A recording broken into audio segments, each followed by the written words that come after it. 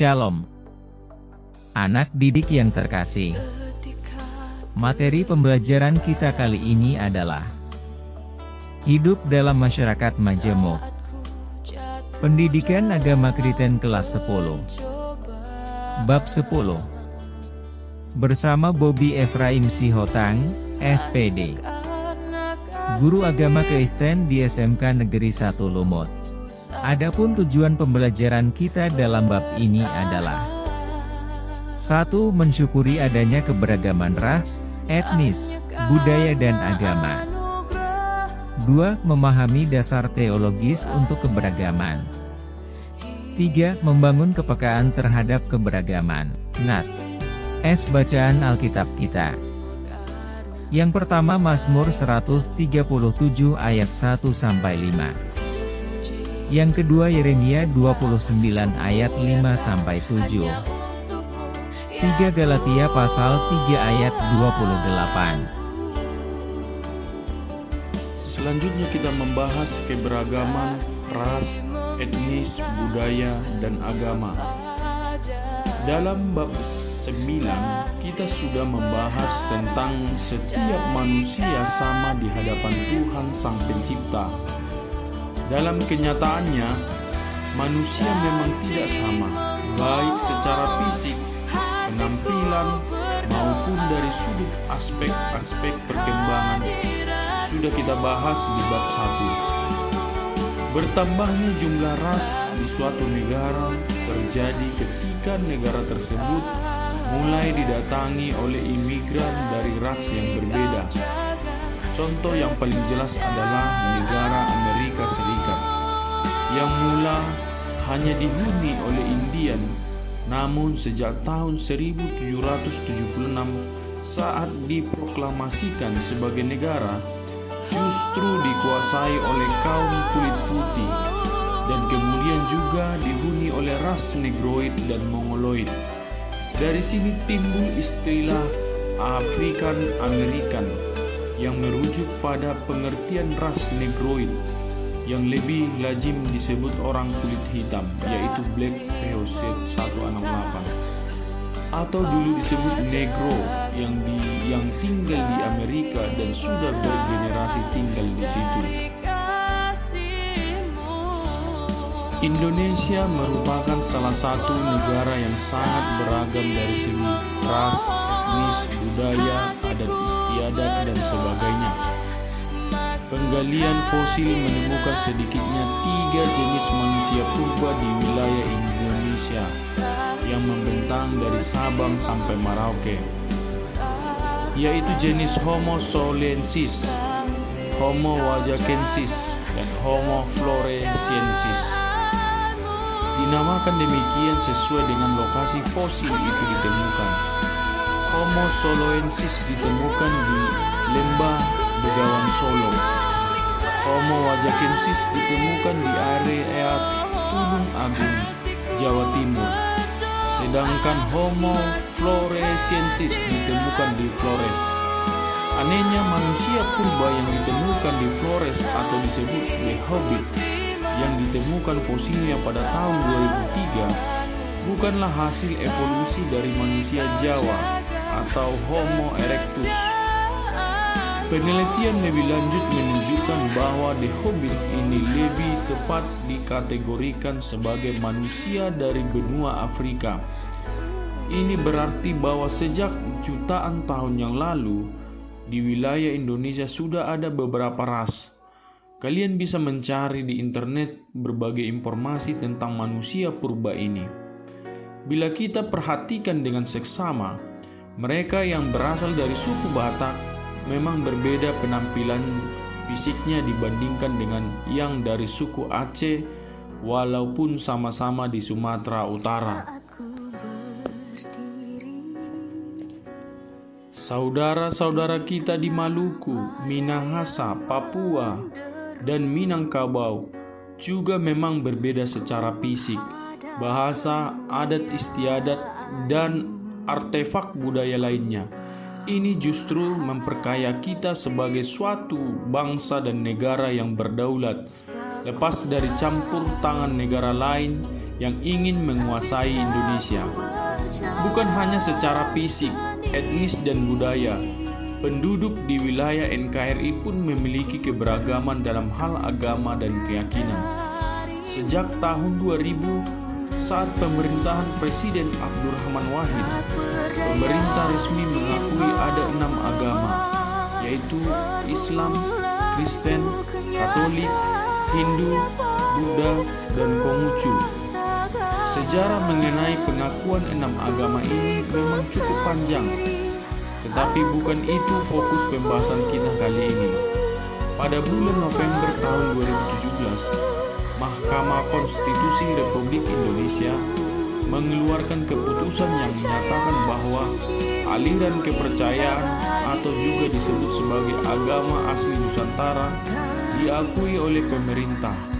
Keenam agama yang disebutkan terlebih dulu memang merupakan bawaan dari mereka yang datang ke wilayah Indonesia melalui abad pertama Masehi. Sedangkan agama asli Nusantara sudah terlebih dahulu ada sebelumnya. Selanjutnya, kita membahas dasar teologis untuk keberagaman. Setelah dihancurkan oleh Imperium Babilonia, bangsa Yehuda dibuang ke negara itu pada masa pembuangan pada tahun 597, 587 dan 582 sebelum Masehi. Ketiga proses pembuangan ini sungguh menghancurkan kebangsaan bangsa Yehuda sebagai umat pilihan Allah. Mereka membayangkan mengapa Allah telah meninggalkan mereka. Mereka meratapi dosa mereka karena telah meninggalkan Allah dan mengabaikan perintah-perintahnya. Dalam Mazmur 137 ayat 1-5 digambarkan bahwa mereka menangis. Di tepi sungai-sungai Babel, di sanalah kita duduk sambil menangis apabila kita mengingat Sion. Pada pohon-pohon ganda rusa di tempat itu kita menggantungkan kecapi kita. Sebab di sanalah orang-orang yang menawan kita meminta kepada kita memperdengarkan nyanyian, dan orang-orang yang menyiksa kita meminta nyanyian sukacita. Nyanyikanlah bagi kami nyanyian dari Sion. Bagaimanakah kita menyanyikan nyanyian Tuhan di negeri asing? Jika aku melupakan engkau, hai Yerusalem, biarlah menjadi kering tangan kananku. Nabi Yeremia berusaha menghibur mereka dengan mengingatkan agar mereka bersiap-siap untuk menjadikan Babel sebagai tanah air mereka, sebab mereka akan tinggal lama di sana. Dalam suratnya kepada bangsa itu di pembuangan, Yeremia berkata, "Dirikanlah rumah untuk kamu diami, buatlah kebun untuk kamu nikmati hasilnya. Ambillah istri untuk memperanakkan anak laki-laki dan perempuan. Ambilkanlah istri bagi anakmu laki-laki dan carikanlah suami bagi anakmu perempuan, supaya mereka melahirkan anak laki-laki dan perempuan, agar di sana kamu bertambah banyak dan jangan berkurang. Usahakanlah kesejahteraan kota kemana kamu aku buang, dan berdoalah untuk kota itu kepada Tuhan, sebab kesejahteraannya adalah kesejahteraanmu." Dari kejadian air bah di zaman Nuh sampai dengan penyalipan dan kebangkitan Kristus, karya penyelamatan Allah terus berlangsung. Karyanya baik dalam bentuk ciptaan, pemeliharaan, penyelamatan maupun pembaharuan, terus berlangsung sampai pada akhirnya.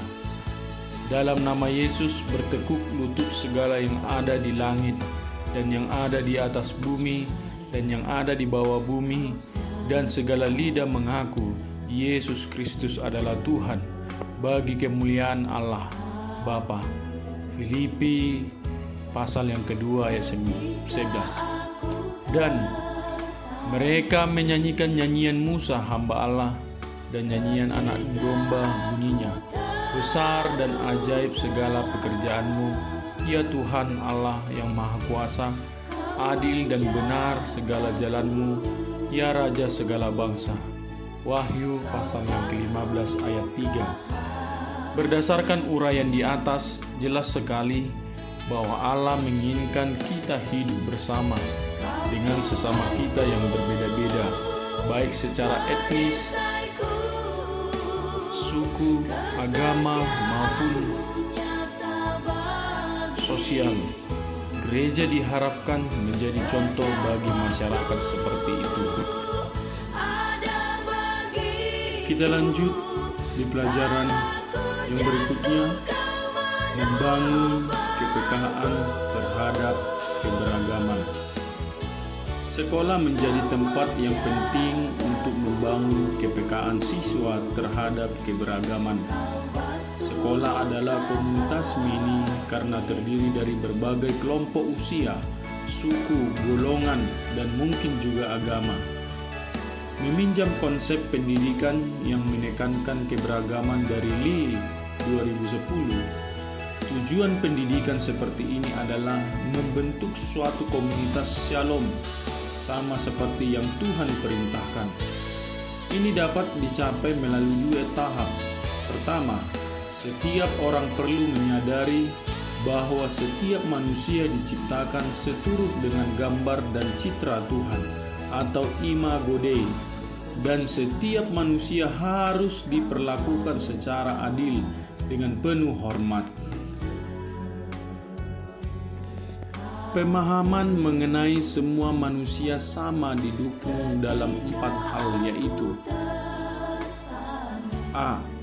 Bahwa kita harus mengasihi setiap orang seperti diri kita sendiri. Matius 22 ayat 39. B. Bahwa Tuhan menginginkan agar semua bangsa datang ke hadapannya. Wahyu pasal yang pertama ayat yang ke-7. Karena memang Tuhan mengasihi setiap ciptaannya. Kisah Para Rasul pasal yang ke-17 ayat 26. C. Bahwa Tuhan menginginkan kita sungguh-sungguh saling mengasihi. Yohanes 15 ayat 12-13. Dan D. Mempraktikkan prinsip hidup dengan mengandalkan kasih, sukacita, damai sejahtera, kesabaran, kemurahan, kebaikan, kesetiaan, kelemah lembutan, dan penguasaan diri. Galatia pasal yang ke-5 ayat 22. Sungguh sangat kaya bekal Alkitab bagi kita untuk membangun komunitas perdamaian ini. Baiklah kita belajar mempraktikkan cinta kasih ini dengan sungguh-sungguh, karena ini menjadi cara untuk menghadirkan damai sejati di dunia ini.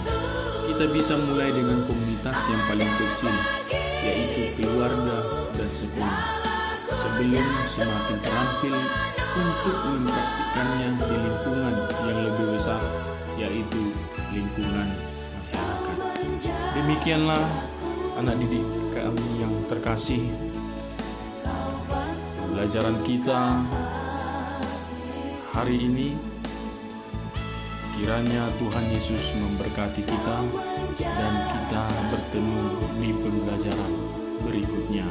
Shalom.